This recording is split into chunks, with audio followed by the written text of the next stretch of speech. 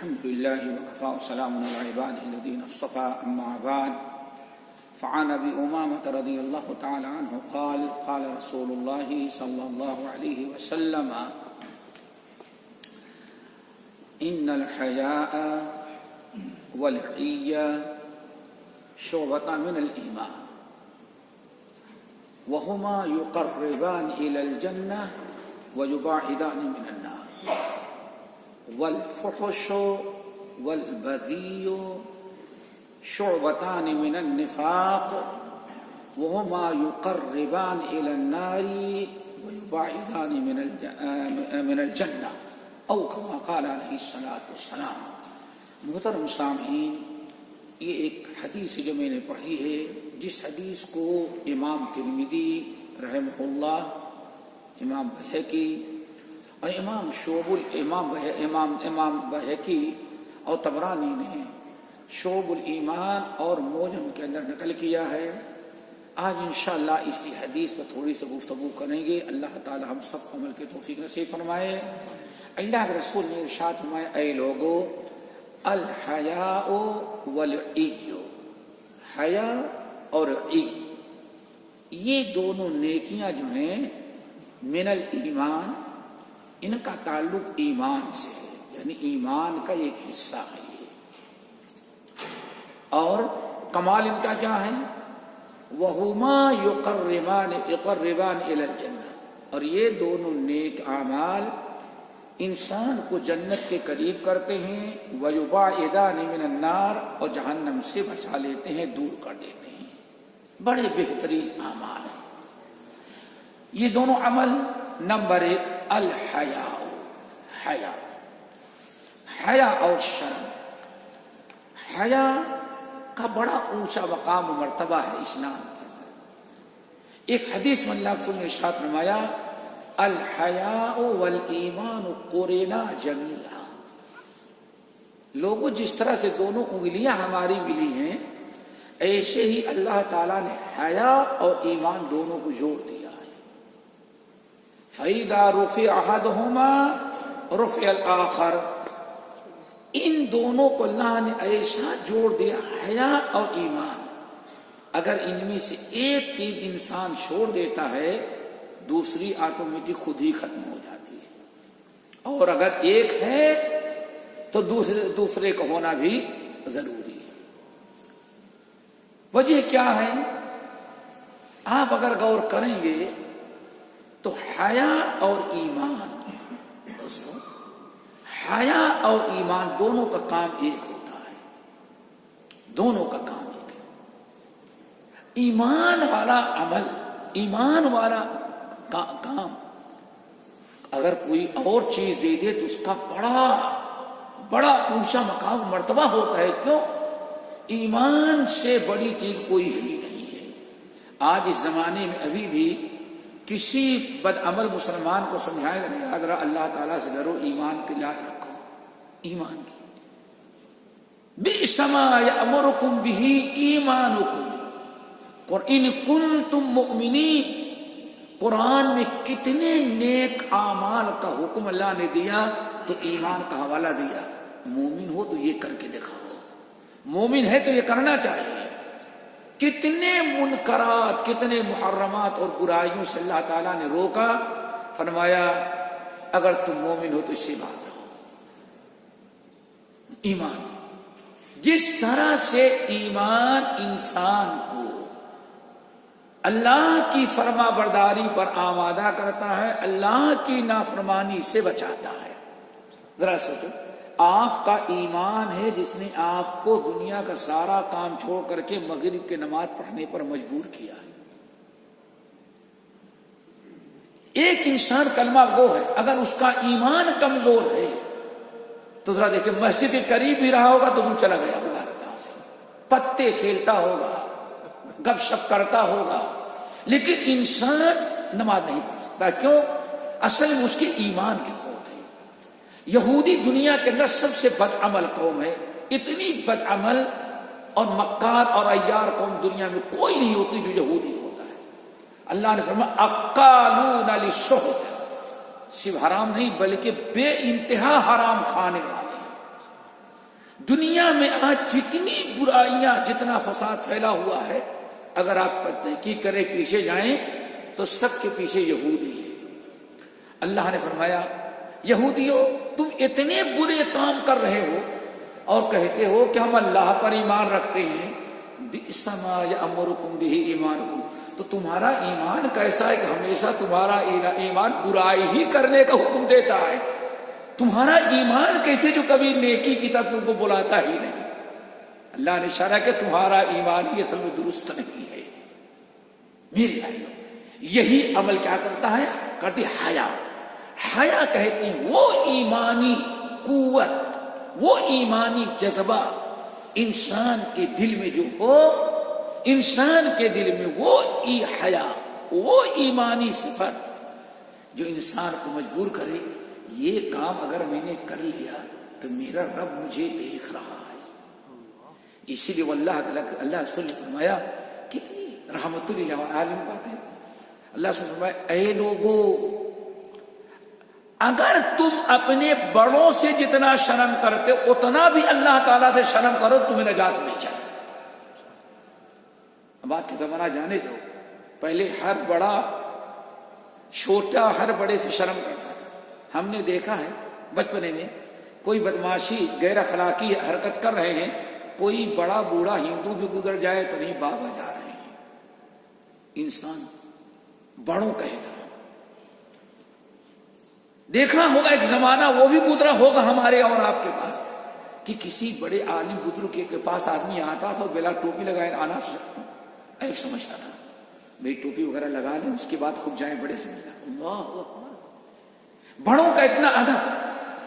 ایک زمانہ دیکھا ہوگا گلیوں کے اندر بچے کھیل رہے ہوں، کچھ ایسی کھیل کھیل رہے ہوں جو بڑے پسند نہیں کرتے، اس راستے سے کوئی ایک بڑا گزرتا تھا تو سارے بچے کھیل چھوڑ کر کے کنارے بابا چلے جائیں گے اس کے بعد۔ اور آج جب حیا نہیں رہ گئی، اسی لیے اللہ رسول نے لوگوں کم سے کم تم جتنے اپنے بڑوں سے حیا کرتے ہو اتنا بھی اللہ سے حیا کرو تو اللہ کی نافرمانی سے تم بچ جاؤ۔ لیکن وہی آج چھوٹے، جب حیا ختم ہو گئی بڑوں کی تو بابا خود ہی سوچتے ہیں کسی ایسے راستے سے جاؤ ورنہ کہیں ایسا نہ ہو بچے کھیلتے ہو تو کہیں ہمیں چوٹ لگ گیا کنارے لے جاتے۔ یہ حیا کی اللہ استحدو، اللہ کے بندو اپنے بڑوں سے جو حیا کرتے ہو اس سے عبرت و نصیحت حاصل کرو کہ بابا یہ کام دیکھ لے گے، بڑا باپ ہے، بابا ہے، اس کے سامنے کوئی غلط کام ہم کر لے رہے ہیں، ہم غلط، اس کے سے حیا آتی ہے تو رب کے سامنے۔ اسی لیے کسی نے بڑی اچھی بات بتائی، حیا کا مطلب سمجھانے کے لیے بڑی اچھی بات کہی، اللہ تعالیٰ اس کی قبر کو نوروں سے بھرے۔ کہتے ہیں لوگوں حیا کا مطلب یہ ہے کہ جس وقت تمہارا رب جہاں رہنا پسند کرتا ہے وہاں سے غائب نہ ہو، اور جہاں سے غائب رہنا پسند کرتا ہے وہاں موجود نہ رہو۔ یہ ہے کیا مطلب؟ اذان ہو جائے تو اللہ تعالیٰ کیا پسند کرتے ہیں کہ مسجد سے بندہ غائب نہ ہو، یہ ہے حیا۔ اگر مسجد کے باہر ہیں اور نماز ہو رہی، اذان ہو رہی، سب کچھ، اس کا مطلب کہ ہاں اس کے اندر حیا نہیں۔ پھر اللہ چاہتے ہیں آپ کا خالق مالک جن آنکھوں سے آپ غلط مناظر دیکھ رہے ہیں، جن کانوں سے رب کی نافرمانی سن رہے ہیں، جن قدموں سے رب کی نافرمانی کی جگہ پر جا رہے ہیں، اگر آپ یہ سوچ لیں کہ اس جگہ پر ہمارا رب ہمیں غائب رہنا پسند کرتا ہے، یہ ہے میرے بھائی حیا۔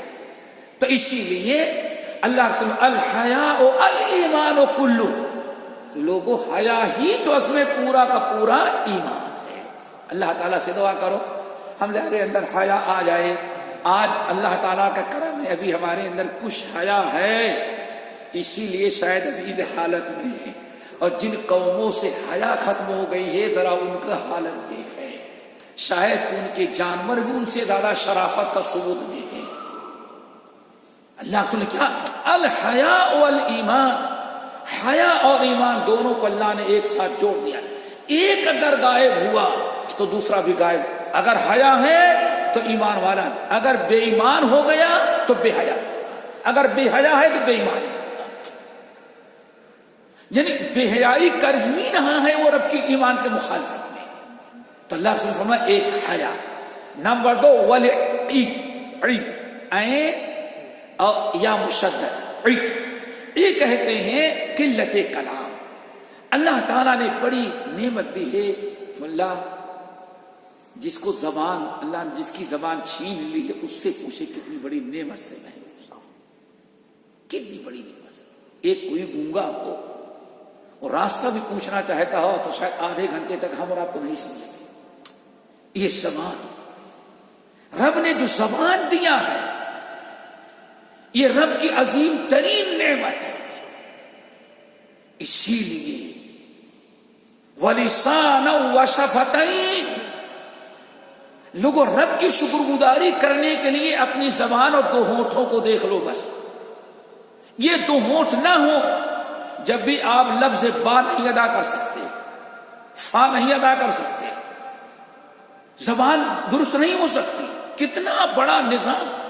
2-4 دانت گر جائیں بھائی, دانت کا بغیر بوڑھا بات کرتا ہے بات سمجھ میں آتی نہیں کیوں سارے حروف ادا نہیں ہوتے. یہ زبان ان السمع والبصر والفؤاد کل اولئک کان عنہ مسئولا یہ رب کی بہت بڑی نعمت ہے. اللہ کے رسول نے فرمایا فلیقل خیرا اگر بات کرنی ہے تو ہمیشہ اچھی بات کرو. اگر اچھی بات نہیں کر سکتے تو فضول اور بیکار بات کرنے کے بجائے فلیسکت چاہے خاموش رہے. من کان منکم یؤمن باللہ والیوم الآخر فلیقل خیرا او لیسکت. تم میں سے جس انسان کا ایمان ہے اللہ پر اور قیامت کے دن حساب کتاب دینے کی فکر جس کو ہے اسے چاہے فلیقل خیرا بات کرے تو اچھی کرے تاکہ اللہ قیامت کے دن کام آئے. اگر اچھی بات نہیں کر سکتا تو بالکل کیا کرے وہ خاموش. قلت الکلام کم سے کم گفتگو کرنا. پہلا عمل کیا تھا حیا اور دوسرا عمل کیا ہے کم سے کم گفتگو کرنا. ضرورت کی بات کریں, اچھی باتیں کریں, دن رات بھر آپ سبحان اللہ الحمدللہ پڑھتے رہیں, لیکن اسی زبان سے آپ غیبت, چگلی, شکوہ شکایت, فضول باتیں, کتنی چیزیں ہو جاتی ہیں. اللہ سے فرمایا جو کم سے کم بات کرے. یہ دونوں ایمان کا ایک بہت بڑا حصہ ہے. میرا ایمان سے ان کا تعلق ہے.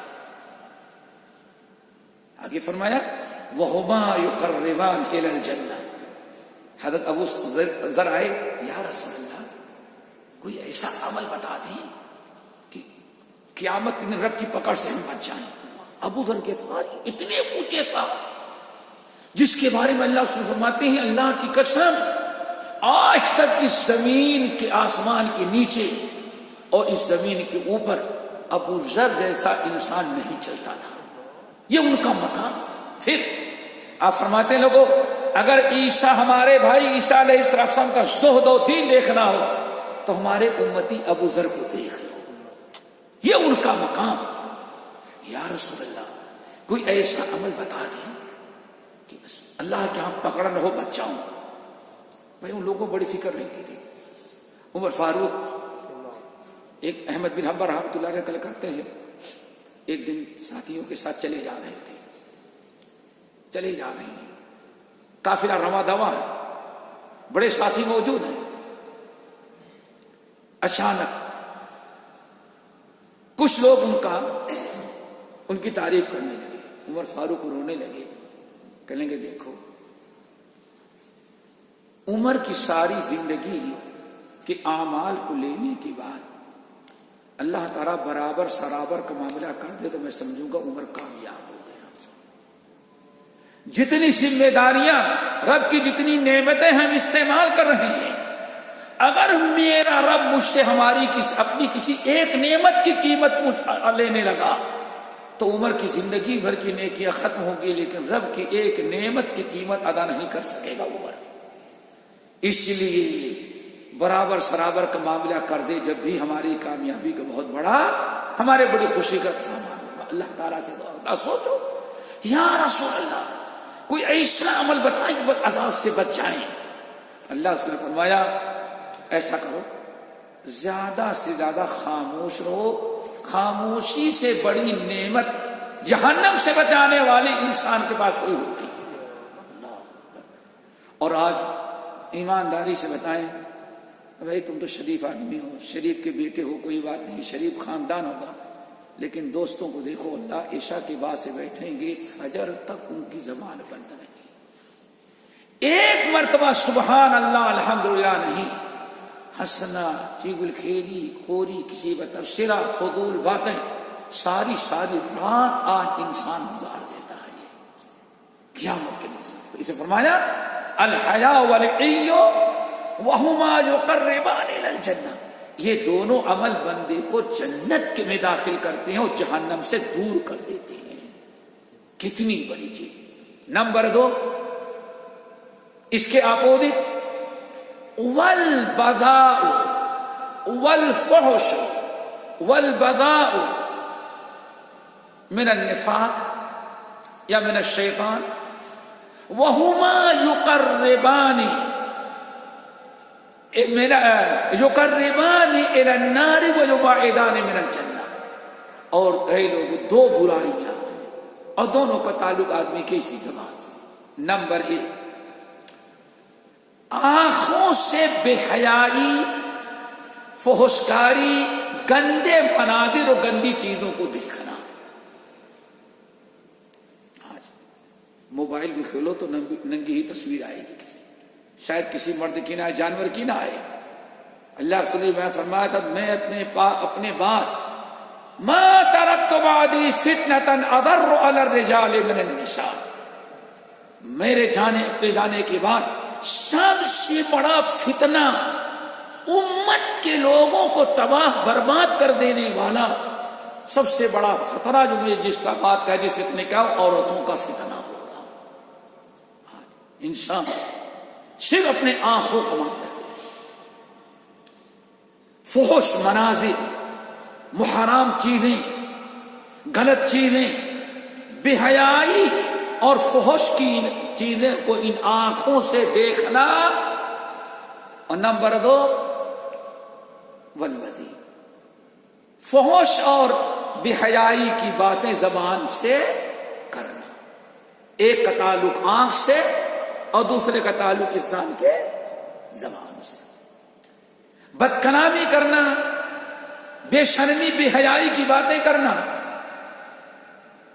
آج واللہ سب کچھ انسان میں سمجھتا جو آج کل بند کمرے میں کرتا ہے.